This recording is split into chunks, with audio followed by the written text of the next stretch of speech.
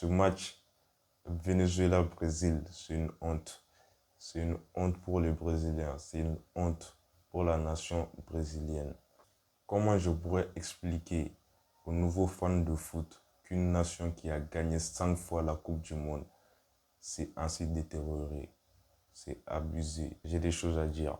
J'ai beaucoup de choses à dire sur ce match. De un, le Brésil, la défense brésilienne, c'est va marquer en fait. Genre, il laisse passer l'adversaire carrément. C'est abusé. Malgré tout, il y a des individualités qui ressortent au Brésil.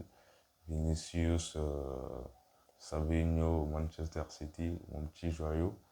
Rafinha au Barça qui fait une saison incroyable, faut le dire. Vinicius, on reparlera de lui. Une chose que j'aimerais mentionner, le Brésil concède beaucoup trop de tirs. Beaucoup trop de tirs. Face à une équipe du Venezuela qui est, je dirais pas qui est exécrable, mais c'est pas non plus du niveau des gros. C'est une équipe, je dirais, moyenne. Vinicius, Vinicius. Moi, je t'ai défendu au Ballon d'Or. Au Ballon d'Or, je t'ai défendu. Les gens ont dit que tu le méritais. J'ai dit que ouais, si on l'a donné à Rodri, ce n'est pas un scandale et tout. J'ai défendu quand même. Vini, comment c'est possible? Son match n'est pas mauvais en soi parce il a fait des actions, tu vois. Mais ce penalty, il n'avait pas le droit de le rater. Quand on voit l'expérience que Vini a acquis au fil des années dans le domaine des pénaltys.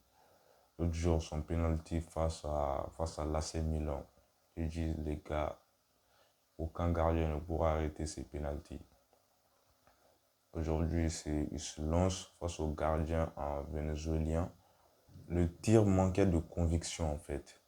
Et puis, le gardien repousse le penalty. La balle lui revient. Au lieu de se calmer, de bien lire la situation et de fixer le gardien et puis de marquer, il a pour en reprise au volet, le ballon sort. C'est abusé. C'est abusé de se rater comme ça. Deux occasions, tu n'as pas pu les mettre. Les gars, je suis déçu, hein. Je suis déçu. Je suis totalement déçu du Brésil, en fait. J'aimerais souligner une chose. Le Brésil est maintenant incapable de marquer, dans le jeu. Non, le coup franc, c'est un coup de pied arrêté, en fait. Ils ne sont pas marqués dans le jeu. Pas de but dans le jeu pour le Brésil. Bon, de toute façon, il y a quelques points positifs que j'aimerais souligner. Rafinha, les gars, s'affirment de plus en plus au Barça. C'est l'un des boss avec Lewandowski et Yamal. Le Brésil aussi marque ce coup franc magnifique. Le coup franc, il faut le dire, il est magnifique. Il est magnifique, rien à dire. Mais dommage que son équipe se fait rattraper au score. Ah, les Argentins. Vous pensez que je vous avais oublié? Je ne vous ai pas oublié, les Argentins. Vous vous êtes fait taper 2 ans comme du n'importe quoi. Lionel Messi, l'Argentine de Lionel Messi. L'Argentine du meilleur joueur de la planète, du meilleur joueur du monde, s'est fait éteindre par le Paraguay.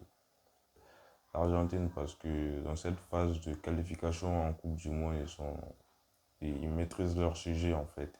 Ils ont gagné beaucoup de fois, mais aujourd'hui, ils se sont fait surprendre.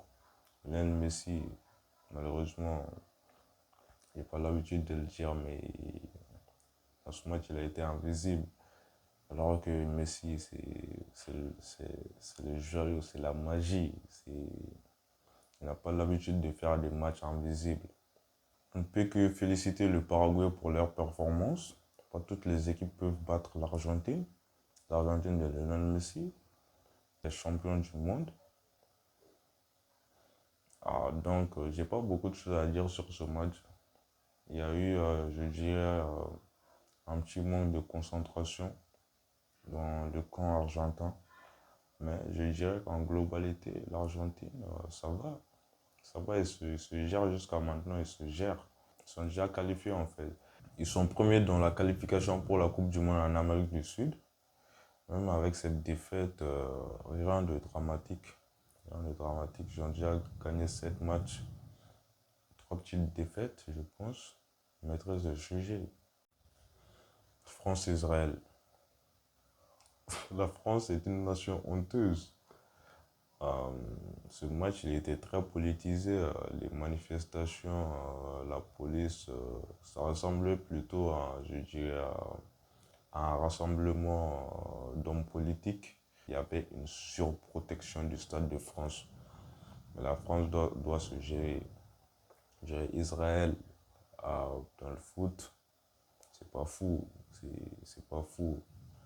La France n'a pas le droit de faire un match nul. On voit que sans Mbappé qui se prend des critiques à tout va, mais sans Mbappé, la France, ce n'est plus la France, c'est le Mali. Le match, il n'était pas fou, un match très ennuyant. La France, euh, la France doit mieux faire. Les finalistes de la Coupe du Monde, les vainqueurs en 2018, ils doivent mieux faire. Ils ne doivent pas se contenter d'un 0-0 face à Israël. Un pays qui n'est pas un pays de foot, il faut le dire. Plutôt un pays de... On va pas rentrer dans les débats politiques et tout. La France doit mieux faire. Donc, je vous dis à la prochaine pour une nouvelle vidéo. Donc, peace.